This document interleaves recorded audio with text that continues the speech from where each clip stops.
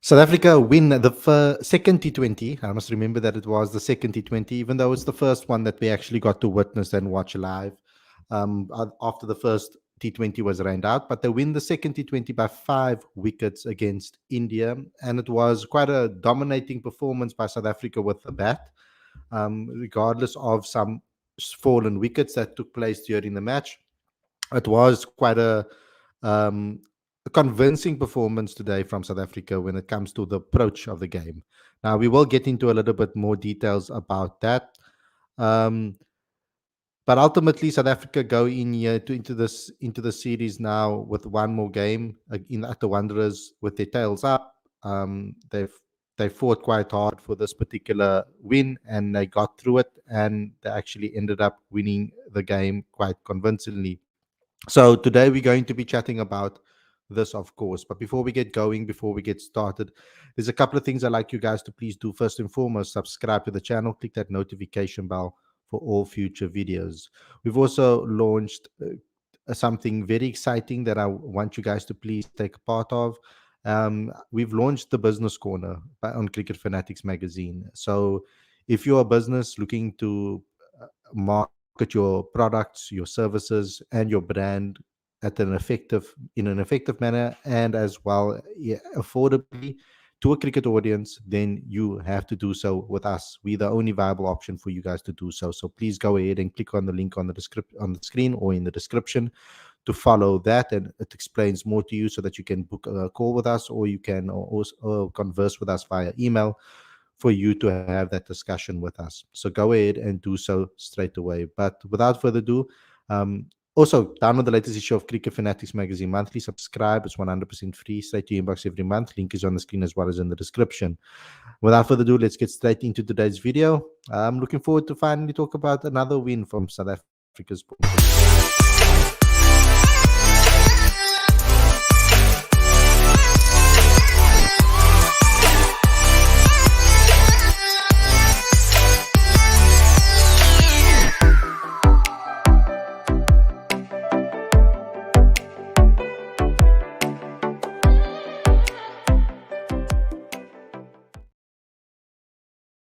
A very good evening and welcome to Cricket Fanatics magazine. And this is your review show. I'm your host, Khalid Moedin. This is the show where we talk about everything that has to do with South Africa versus India. So let me start off with the summary. Remember, guys, this is also a call in show. I will be taking your calls a little bit later to get your thoughts on the match as well. So first and foremost, let's start with the match and what took place. Aiden Markram won the toss, and we elected to bowl first. It was on a wicket that we thought we could get some movement out of and maybe utilize the overhead conditions, etc., with swing. And South Africa got off to a brilliant start. Marco Jansen and Lazard Williams both taking wickets, getting both openers for a duck. A brilliant start for South Africa. Obviously, 2 for 6 after 2 overs. India were down. But then we started to lose our way a bit, particularly Marco Jansen's consistency wasn't completely there. He started losing his consistency. The ball was being sprayed around a bit too much, going down leg side. We didn't really bowl that well, I would say, as a collective seam attack. I think that Gerald Coetzee was brilliant, but Lazard, but inconsistent, not getting his line and lengths right. Andile not getting these right lines and lengths. When you're bowling the pace that Andile is bowling, you need to make sure that you're on the money consistently. You need to get your lines right. You need to get your lengths right. So some work there to do from him to try and get some consistency with the ball, because that's something that he hasn't really been getting in recent times, and we were hoping that he can get that right, because we can see how formidable he can be with the bat in hand. He can really be destructive, and he has been quite destructive in the past, and he showed it again today that he can do so as well. So ultimately, with the ball, India batted extremely well, particularly Sky. Yadav was excellent, 56 of 36 deliveries. Um, and as well as Rinku Singh, 68 of 39 not out. He was brilliant as well. And they got to 180 with 19.3 overs, and then the rain came to affect the game. And in an instance that I would say actually helped South Africa for a change. I think that India could have easily gotten 190 or 200 perhaps, at the stage that they were at, and the way they were batting. Not 200, but at least 190 they could have gotten, which would have been a lot more difficult to chase down, I think, than the 152, I think it was, of the 120 balls. Or actually 15 overs, sorry, not 120 balls. That's a that's the full 20 overs.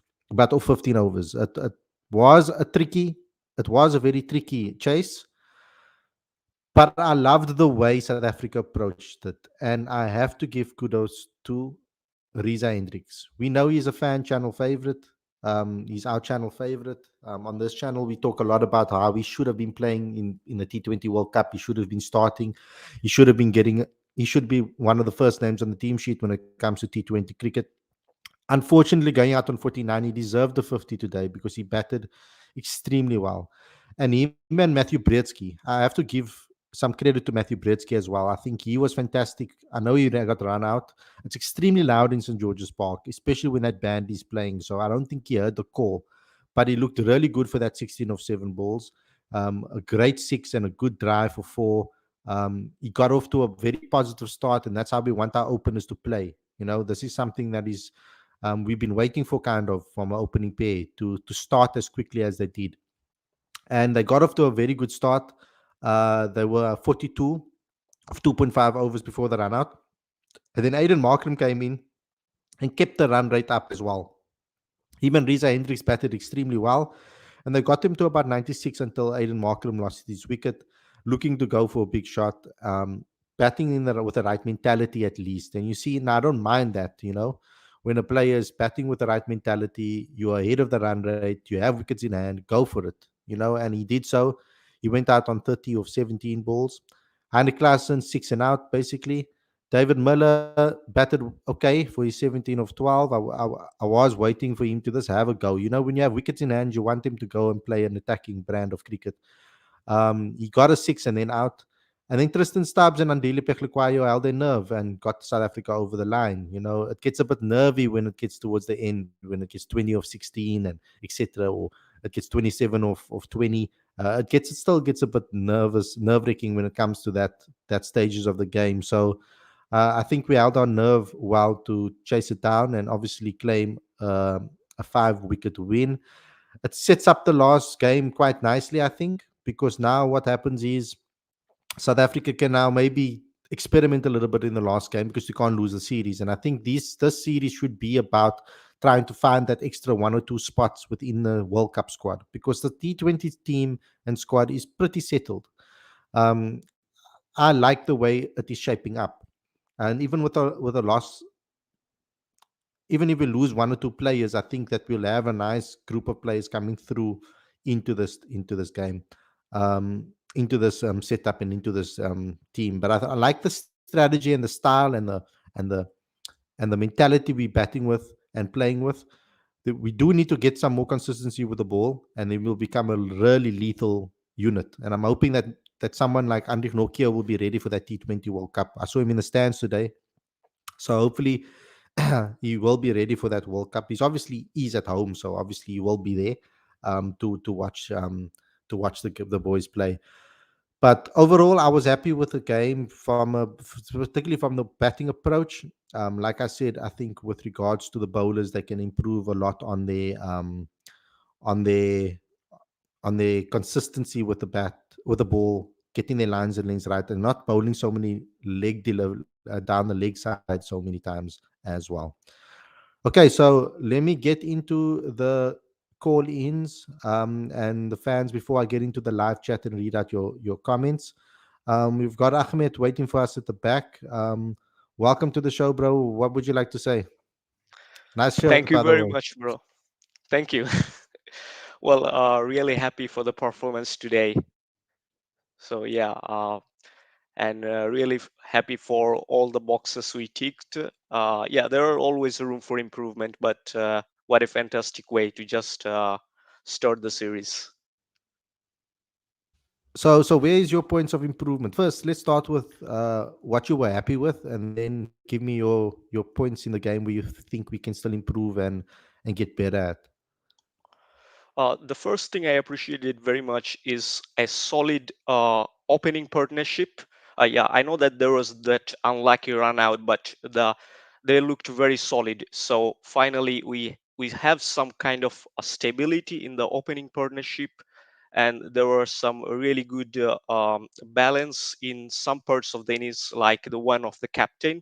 He played a solid knock, and also especially Shamo's overs were really really great. So those are the things I think were really good.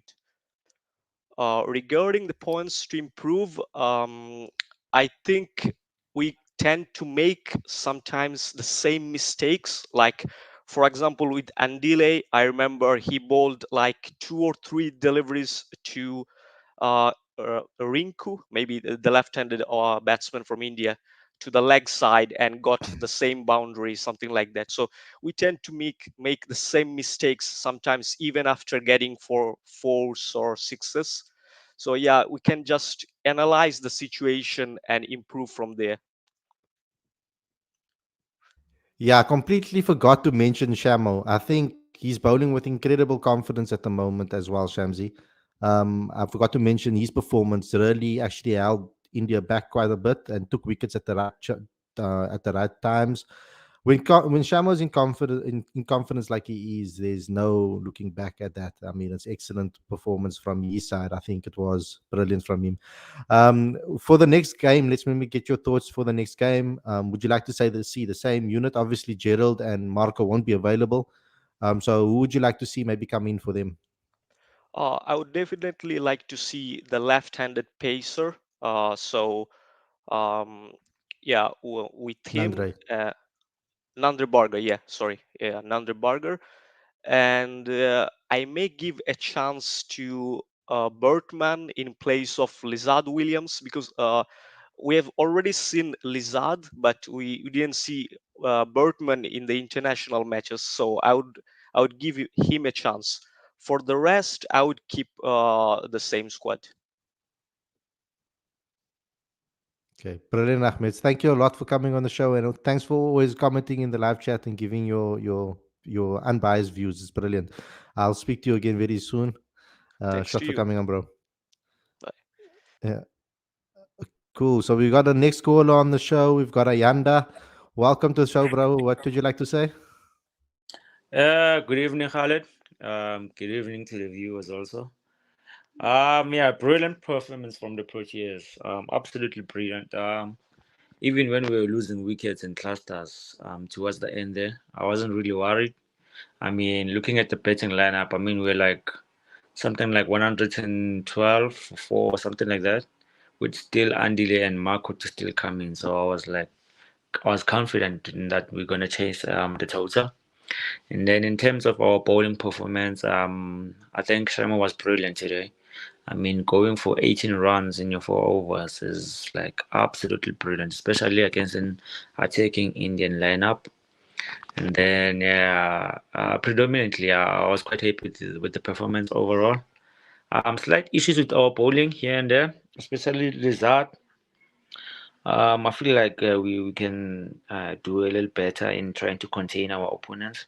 I mean, I feel like they kind of threw it away when as Dranko who got 68. Not quite sure, but yeah, I felt like we kind of panicked and almost let the game slip away there. But all in Mm. all, I'm happy with the performance.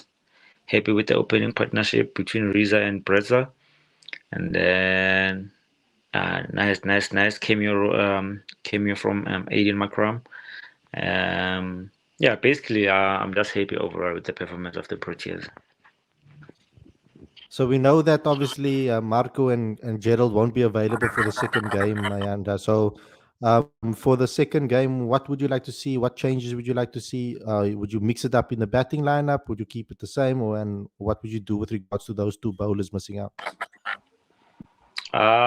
Seeing that we're in a position of not being able to lose the series, I'd probably rest either Mila or Klassen and then play Dono Ferreira, and then I play Nandre Becker ahead of Marco Jansen.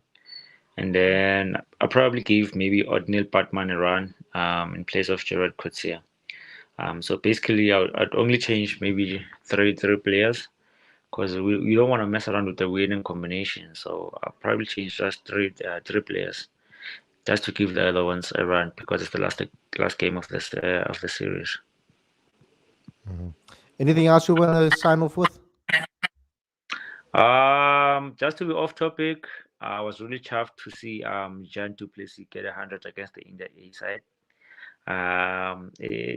It shows that having form in your domestic competitions can really like give you that confidence going to the international, if we may put it that way, international game. But it was a big performance from Jan Du Plessis and Ruben Heman. Other than that, yeah, I'm satisfied with everything. So thanks a lot, bro, for calling in. I'm finally getting on you on the show. We've had problems with the past, but I'm glad that you called in. Thanks a lot for coming on the show, and I'll speak to you soon. Cheers, mate. Thanks. Okay, guys. So that was awesome. Two great callers on the show today. I've missed these call-ins. I'm getting the fans' point of view. Yeah, we have to obviously give plaudits to 100 from Jean Du Plessis. Now, he is a brilliant batter. He is a friend of the channel as well. I guess anybody that we interview, we call a friend of the channel. But there is an excellent interview on this channel with Jean Du Plessis in the exclusive section of the chat. So please go ahead and check that out because it gives you some nice insight into him as a player, his mentality, how he's been working on his game. He's been quite dominant in domestic setup. I know it's only Division Two, but Division One team should be picking him up very soon. And I have to also admit that Ruben Herman today, Jordan Herman's brother. It's good to see that we have another good a pair of batting brothers coming through the system over here now. Perhaps one day we'll play for the Proteas together. That would be a brilliant thing to see if that does take place. Um, and I think that he batted brilliantly. I think the way he started his innings was fantastic, especially because a lot of pressure was put on him by Yasin Vali at the other end, who wasn't really getting himself off, getting runs at the other end. So it was a brilliant performance from Ruben. I think he was excellent. He really also very attacking, and the way he was in his approach. Connor Easthuizen with his 48 was also pretty good. I kind of missed towards the end of the day because I had to prepare for this obviously T20 game. But overall, we know that they're on 298 for 5. I think they're in a position where they could actually declare now, and actually with 2 days with losing a whole day of cricket, I think they're in a comfortable position to probably declare, in my opinion. But this game is not necessarily. I'm not looking for wins in this. I'm looking for talent. That's ultimately what I'm looking for. But let's continue with the call-ins, and let's continue with this particular match. We've got Stuart at the back end waiting for us. Welcome to the show, bro. I know it's taken a while for you to get on, but the connectivity issues is what it is. We live in an age of technology when we are in the future, but also at the same time it can put us a couple of steps back as well. But what's your thoughts on the particular game? What's your notes on the Well, match? first of all, as you know, I'm not a fan of the shirt you're wearing. I'd much rather be from the red side of Liverpool. But I'm only joking. Um, no, I really liked it. I think I'm not really too different from what most of the callers have said so far. I thought our batting was quite good. I thought REEZA particularly played excellently. Um, I felt that we occasionally threw our wickets away a little bit unnecessarily. I felt like trying to go for the big shots. Like I can think of Klaasen off the top of my head. Um, Miller I thought also getting caught on the boundary. Um, but having said that, you can see the guys are playing positively, and I thought that we batted really, really well.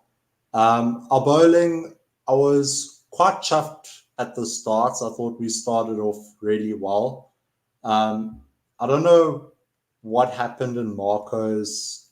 I think it was the second or third over. I'm not entirely sure where he got hit for a few boundaries. I think it was about 19 runs, and you could see Yeah.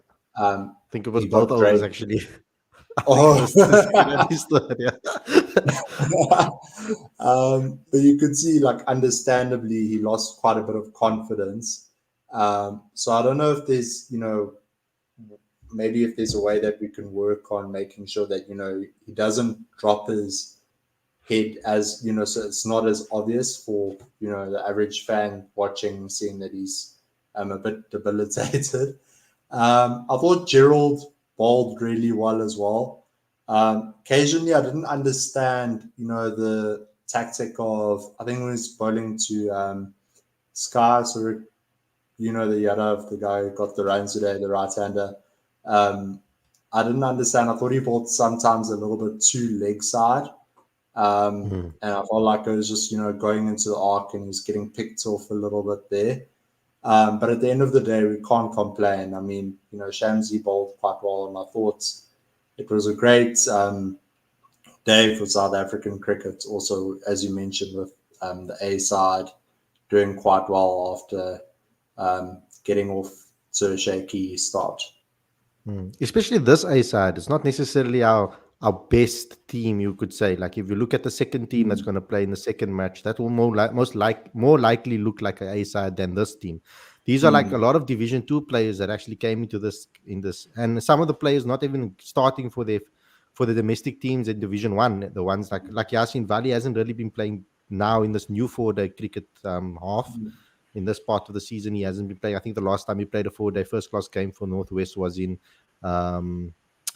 February, or KZN. I can't remember who he plays for, but he hasn't really played much right now, going through. But from a South African point of view, what I think I was most worried about their bowlers, to be honest. Between the batters and their bowlers, I was more worried about their bowlers. I knew that they had some talented batters in this team, and they clearly showed that today. But I was more worried about how we're going to approach their bowlers, because I've seen these bowlers do a lot of damage in the IPL. Ashdeep Singh, brilliant. I mean, Jadeja, we know what he can do. Kuldeep Yadav, we know what he can do. So there's a lot of talent with regards to this bowling attack in India. The Indian bowling attack is pretty decent. I mean, I looked at this bowling attack, and Mohammad Siraj is phenomenal as well.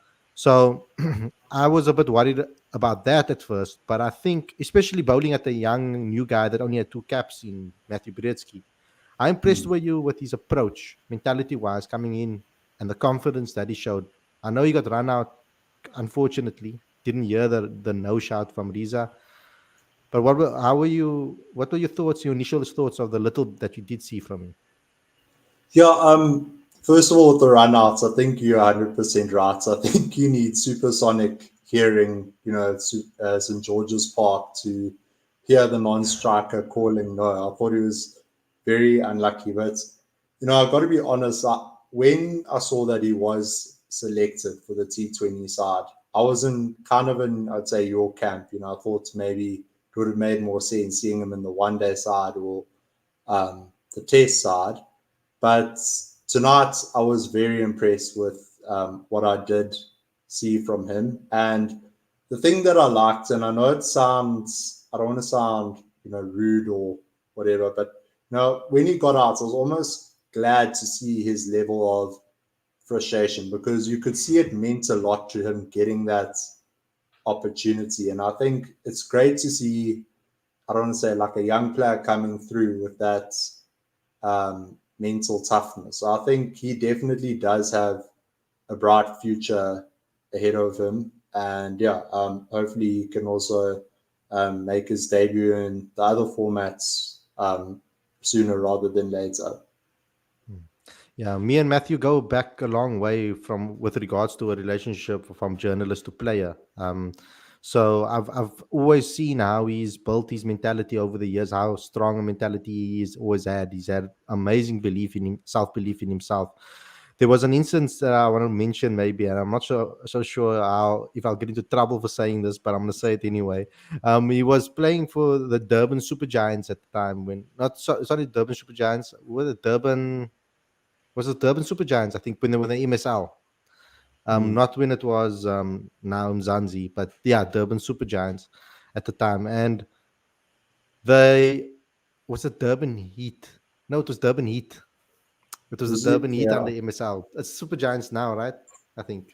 Anyway, so yeah, they were the Durban Heat at the time in the MSL, and he was batting in the nets, and I think he went over the time that he was supposed to, with regards to practicing in the nets, and he wanted to bat on. He wanted to bat more, and they were telling him, "Get out to the nets. It's now someone else's time to turn to bat. Now you've batted long enough." And he was like, "No, I want to bat more." And the coach had to pull him out of the nets basically to tell him to sit a bit. So like that's what I saw his mentality. Like he always wants to do as much as he can to prepare himself. And if you look at the exclusives that we've done with on the channel with him, there's been quite a few where we brought him on the show. We even brought him as a guest on an interview with Marco and him, and like it's as like a as a joke kind of in a way. And he was always game for it at the start of the channel when we didn't have any subscribers. He really tried and made himself available whenever I needed to chat to him. So great personality, great mentality. I felt very hurt for him the way he went out to get out, run out like that. Is when you were looking so good and hitting the ball so cleanly. It was quite sad. The approach. Were you impressed with the approach? Because given we knew India is going to come out and be quite accurate and with their line and lengths and etc. and try to put the ball in that zone that makes it hard to hit. Were you impressed with the approach? Because it is quite a different approach than we used to seeing in this format. So in this particular game, and I don't want to discredit, our performance in any way. I was very impressed with the intent, as I said, with guys like REEZA and Breedska at the start, and I thought Markram, came in and played excellently throughout. And this isn't me, saying 100% this is fact, but I was just wondering, watching the batting tonight, with the rain that happened and the ball being quite wet, I kind of felt for the Indian bowlers a little bit, if I'm honest, because I thought it must be quite hard bowling with, a ball in that condition.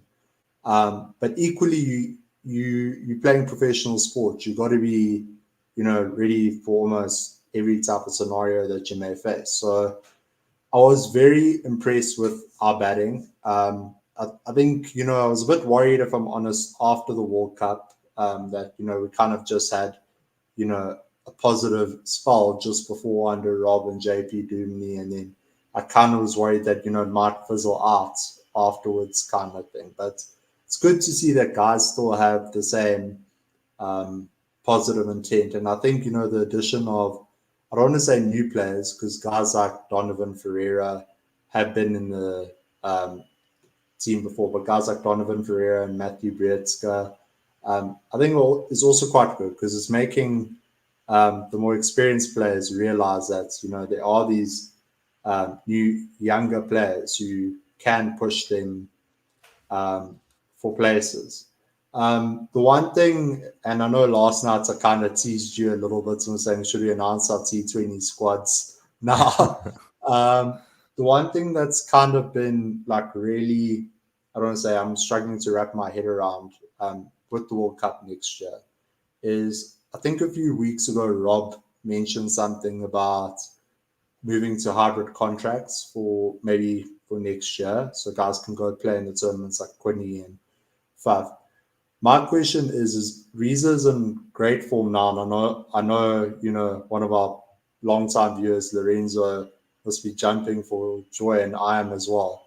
But what opening combination do we go with? Because obviously Quinton could be there, but if we're doing the hybrid contracts as well, we also have to consider Faf, because he's also been playing well in the franchise tournaments that he's been playing in. So I don't know if you would maybe change it and bring back Faf, or maybe stick with REEZA or drop Quinton. What would you do as the the opening partnership? Well, without a question, REEZA Hendricks plays for me because, I mean, you can't be in the form of your life like he has been. Every single game he plays, he either gets a 40 or 50. It's like ridiculous. Like, I mean, that type of consistency is just ridiculous. And he's playing with such confidence. Doesn't matter who the opposition is, comes out with the same mentality. Trusts his game, puts it through the covers, can hit a six, can run between the wickets. He's the complete T20 player ultimately. He was our T20 player of the year at the CSA Awards as well, and for good reason.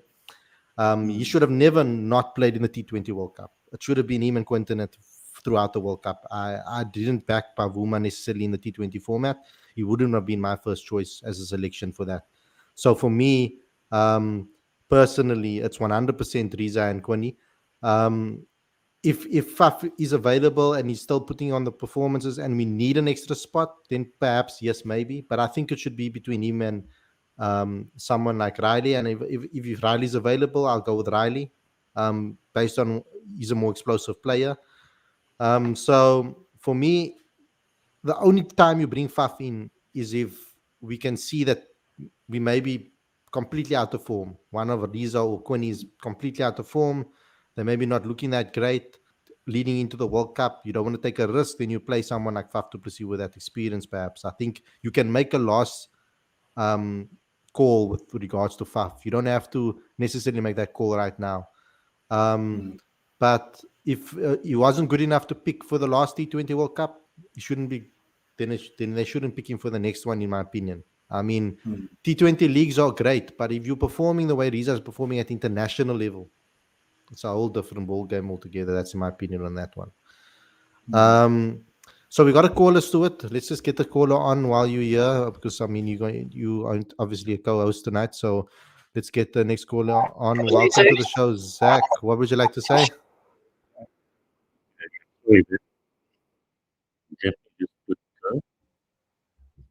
Sorry, can you guys hear me? Now I can hear you. Yes. I mean, Khalid, how are you doing? Is it? Yeah. How are you? Yeah, good. It's, yeah, it's December. So what would you like to say about the game?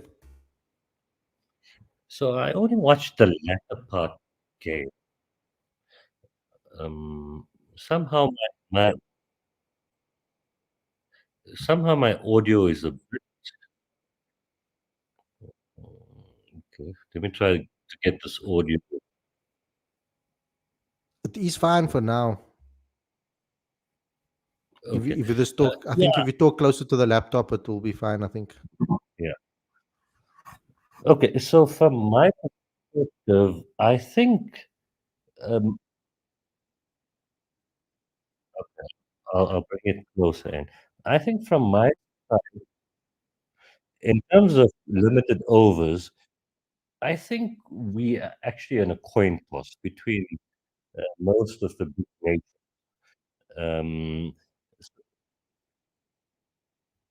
in the sense that our batting is good enough, and everything then depends on our bowling, right? Um, it's only test matches that we really need to actually work on stuff. So from my side, I'm happy with Stubbs ahead of um, uh, I like. I think we can invest in him in the future, and yeah, I don't know. That's just my 2 cents. I think the bowling needs to work on skills and stuff like that. I thought the performance today was actually very decent. Um, the run out was ridiculous, and um, Pritzker has a lot of energy and stuff like that. But I mean, he should have. I know you guys think St. George's is. I mean, you can't hear a call, but I mean that was an unnecessary run out. Um, in terms of Kuni, do we know what he's doing in the future? And then the other thing about Faf brings leadership. So I wouldn't really want to basically take him out of the whole situation in any way. But Riza's record over the last year now. But remember last year in the CSA T20 challenge, he was actually not good until the final, until the last part of it. So, but since then he's had great form. Um, So I mean, no one can drop REEZA on current form. He's probably one of the best T20 openers in the world, right? And he should get an IPL contract. And the fact that he cannot get one is ridiculous. But I mean, okay, just that's just my 2 cents. I'm basically gonna mute myself. Sorry, guys. Okay, no problem. Zach, that was awesome. I'll be continue chatting about your points right now. Thanks for joining the show and giving your thoughts. So what I want to say there is that's why I specifically mentioned, Stuart, that the contracted players should vie for spots against each other. I wouldn't want to see those hybrid contracted players take a spot from someone that has been toiling away domestically, playing all the international series, and then they lose their spot to some hybrid player. I think the hybrid players should fight for a spot. And there's two hybrid spots that are currently probably going to be in the team, which is probably Quinny and Riley Rousseau's position. And I think that that Faf, Quinny, and Riley should compete for their spots within the squad. Um, in my opinion, I know yes, Faf brings leadership. Faf has experience you'll have experience in the West Indies. I think in the USA now as well. I think he played in the USA League. If I'm not mistaken as well. So I get the Faf craze, but when you have an opener like REEZA Hendricks that is batting the way he's batting at the strike rate that he's batting at, and looking in the form that he is in, doesn't seem like any phases him. Came into the World Cup in the ODI format too. Came in his first game, scored 80, looking really good as well. So it doesn't look like the occasion phases him either. So when you have someone like that in your team, you can't possibly drop him. Like it just doesn't make logical sense for me personally. But let's move on from that. I think there's more that we want to discuss. I think we can discuss.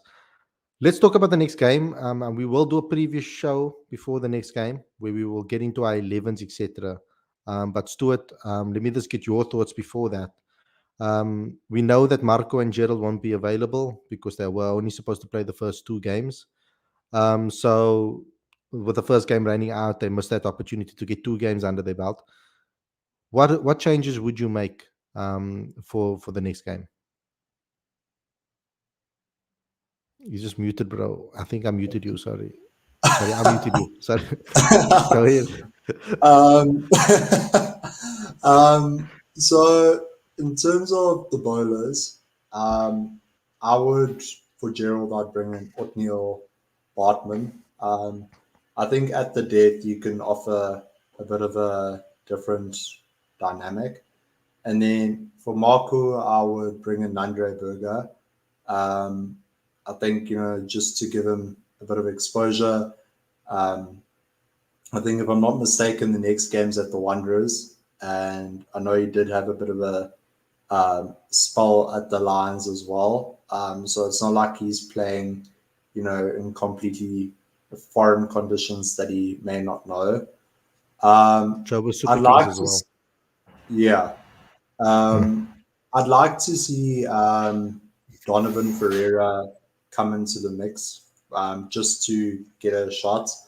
As you know, I'm not really a huge fan of, the one game series kind of thing for players, but so be it. I think maybe he could come in for either Miller or Klaassen. I'm not entirely sure. But yeah, I think those would be the three main changes that I'd bring in. And yeah, that's where I think we could go. What do you think? Yeah, awesome. I'm gonna leave my thoughts for the preview, just to keep a little bit of suspense. I think that's basically all that we have for you today on the T20. I just want to get your thoughts on the SA, Abes. I know you wanted to speak about that as well. Do you want to maybe give me some of your thoughts on the SAA before I read out some comments? Yeah, it was honestly so awesome, spending most of the day watching the game and seeing, a few of the people who've been following your channel for the past few years, like Kelly, Lawrence, Lorenzo, all being active on the comments. And, it was very nice watching the game. I thought Ruben Hammond played exceptionally well for his 95. I do remember Kelly was saying, sometimes he has issues, judging when to leave a ball, play at a ball. But today, he played with really soft hands, and I thought that he drove the ball really well. And then I thought John du Plessis batted extremely well. I did miss about an hour of the game because I had to go to the gym. But yeah, from what I saw, he batted really well. I think, as you mentioned at the start of the show, a lot of people were saying, oh, we're not even playing an A team kind of thing. But I think it just shows the strength of the states of our provincial cricket at the moment, that, guys who've been playing in Division 2, like Cameron Checkleton, for example, Yasin Vali, or those sort of guys, are going and they're actually playing well against, a bowling attack with guys like Takua, who played here in 2021. And I can't remember the guy who played white ball cricket for India, but he was bowling today. And it just made me really proud that, our batters actually stood up. And I think, I'd hate to be in Shukri's shoes at the moment, trying to pick a team to go to New Zealand, because now we've really got, I don't want to say a wider net, much wider nets than I think most of us originally thought. So I was really proud of the guys, and yeah, I'm a bit bummed that I'm probably going to miss the most of the remainder of the game because I'm going to Botswana. But yeah, I wish him all the best, and yeah, I'll be cheering from over the border. Okay. Awesome. Stuart, thanks a lot for joining the show, bro. I will Thank speak you. to you again very soon. Hopefully, we'll get some more time to chat, and you can join the shows, because I always enjoy chatting to you on these review Likewise. shows. So, thanks a lot, bro, and I'll speak to you soon. Thanks. Enjoy the rest of your evening. You too. Thanks. Okay, cool. So, let me just read out some of your comments. I'm going to start around about the 9:30 mark. Marco is well respected in India. Stood as a deep perspective. Yep, that's why we call him on the shows. Damon, South African Indian. Okay, I don't know what this is. Probably to something else that you've been saying earlier on. He just needs to work on his bowling under pressure. I think that is something that's true with regards to Marco. The consistency, but he's still very young. We mustn't forget that. We've been a bit spoilt by the immediate rise that we've seen from him. We've been a little bit spoiled with regards to the way he's been playing, but he's still very young, and I think that will come with experience. That consistency, finding that consistency, and finding ways on how to deal with that pressure. I think that is something that will happen over time. The more he plays. Brisky was just oblivious. Lisa clearly said no just after eating it. Exactly. It was something. It was maybe just a brain fart from Matthew. It was very unfortunate, but it wasn't a run. Definitely not a run there. The youngster Britsky is a very passionate guy. There definitely is. Britsky got too excited, says Gaurav. But he's, like we said, we must give our youngsters a lot more time before we get crazy with him. Kani says the problem with Andile is that when he bats well for a period of time, he's awful with the ball, and when he bowls well, he's awful with the bat. Um, uh, that has been the case with Andile pretty often. You are kind of correct with regards to that. If you look at his track record, Andile can improve his batting if he's given the chance to bat high in domestic matches. He has been given the chance to do so, so hopefully he will improve over there. He needs to improve his bowling, though. His bowling hasn't been good enough for me over the last couple of games, to be honest. So that is that is the honest truth about it, and that needs to improve. And I'm hoping that the more four-day cricket he plays, the more consistency he can get into his game. Fafa has dominated CPL unlike Riley, and he is more consistent. So that's why I said it's between the contracted, hybrid contracted players. They should fight for a spot amongst each other, in my opinion. Riley is inconsistent, says Gaurav. Um, We've got drop or both play drop both or play Russell. If Riley is not playing SA20, then he isn't playing T20 World Cup, says Azim. South Africa only two tests versus India. Reason, I don't know what the reason is, but I think it's got a lot to do with India, the only wanting to play two tests. I think we would have wanted to, so that's crazy. Hardly so we're having a Man United versus Bayern watch along, bro. I wish we could, uh, but yeah, that's yeah, I'm going to be going to go watch that game right now. That's actually the perfect time for me to sign off. But guys, thanks a lot for tuning in. I hope you guys enjoyed this episode. Please don't forget to download and subscribe to Cricket Fanatics Magazine monthly. Every issue is 100% free, straight to your inbox every single month. The link is on the screen right now, as well as in the description.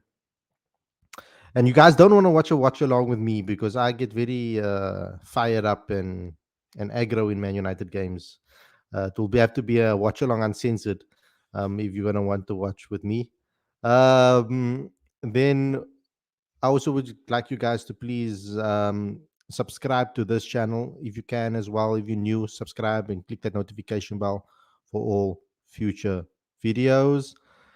And then what I'd also like is for you guys to please join our business corner. If you're a business and you're looking or an entrepreneur and you're looking to market your business, your services, your brand to a cricket audience, we are the only viable option. So please go ahead and click on the link in the description or follow the link on the screen to join the conversation, to start the conversation with us and see how we can join up and help you market your business as well to a cricket audience. Thanks a lot, everybody, for watching.